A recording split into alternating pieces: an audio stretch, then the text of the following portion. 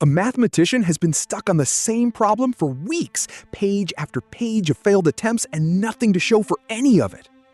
He finally gives up for the day and steps onto a bus, striking up a conversation with a friend about something else entirely, nothing to do with math at all. And in that exact moment, mind nowhere near the problem, not even trying, the answer arrives, fully formed all at once. He was not lucky, and he was not still secretly working on it. Something specific happens inside your brain the moment you actually stop trying, and it may only happen then. The man was Henri Poincaré, one of the most productive mathematicians of his era, and years later, he sat down and wrote out exactly what happened, in his own words. He had been working for weeks on a particularly stubborn class of functions, pushing hard, filling page after page, and getting essentially nowhere. Frustrated, he finally set the whole problem aside completely and left town for a geological trip that had nothing to do with mathematics at all. He said he barely thought about the work for the entire journey. His mind was elsewhere, on the trip, on conversation, on anything else. Then, stepping onto an omnibus back home, mid-sentence with a friend about something completely unrelated, the idea arrived. He wrote with a suddenness and certainty that surprised even him. He did not sit down and verify it until later, once he was home. In that instant, on the step of the bus, he said he simply knew. This is one man's own account, decades old, so treat it as testimony, not laboratory proof. But it turns out his experience was far from unusual. For most of the last century, neuroscience treated an idle brain as a brain doing nothing, a kind of blank standby mode between real tasks. Then, around the early 2000s, a researcher named Marcus Reichel looked closer at what brain scans actually showed the moment someone stopped focusing on a task. What he found surprised people. A specific network of brain regions was not quiet at all in that gap. It lit up, consistently, every single time attention released.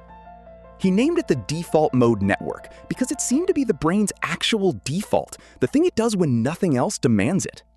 This network appears linked to memory, to stitching old, unrelated ideas together into new combinations, to exactly the kind of quiet recombination that might turn weeks of stuck effort into one bus ride answer.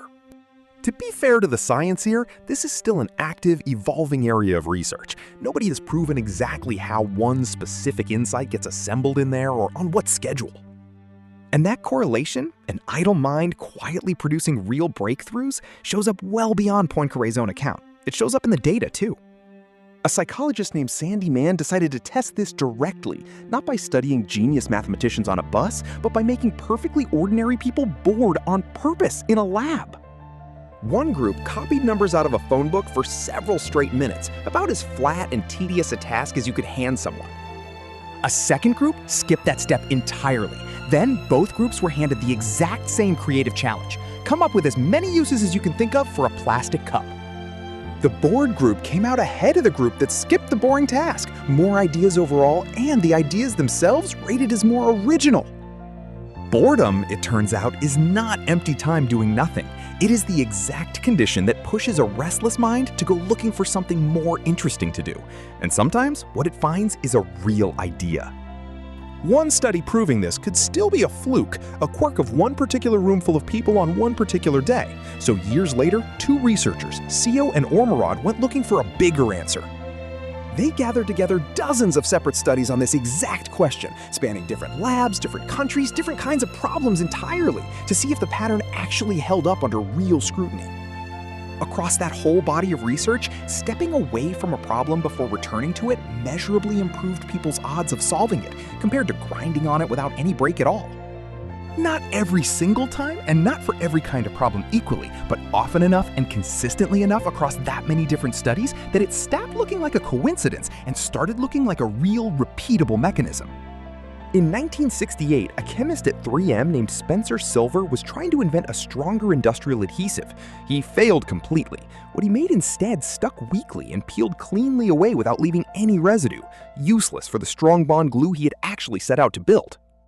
For years, nobody at the company found a real use for it. The formula just sat quietly on a shelf. Technically a failure, technically still there. 3M had an unusual policy at the time. letting employees spend a portion of their working hours on projects with no assigned purpose at all, no manager approval required. During exactly that kind of unstructured time, a colleague named Art Fry, frustrated that his paper bookmarks kept sliding out of his church hymnal every week, remembered the strange, weak glue sitting unused down the hall. A weak, residue-free adhesive was exactly what a reusable bookmark actually needed. That combination became the Post-it note. A real, shelf-stocked product used in offices worldwide today, born from a failed experiment and a stretch of time nobody at the company was required to spend on anything in particular. Now look at the other side of this equation. What actually happens to people who treat every idle hour as a hole that needs filling, who refuse to ever let their mind just sit still? The research on chronic overwork is blunt about where this leads. A sustained inability to disengage is strongly linked to burnout, not as a vague feeling, but as a real, diagnosable drop in function. And recovering from genuine burnout does not happen in a long weekend.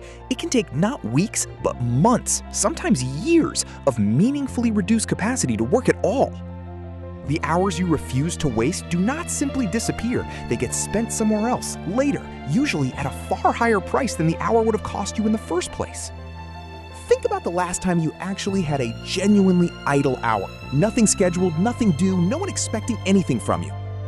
What did you actually do with it? For most people, a phone comes out of a pocket before the boredom even has a real chance to start. Every time that happens, the exact mental state that produced Poincaré's answer on that bus gets interrupted before it can even begin to form. Checking a phone once in a while is not the issue.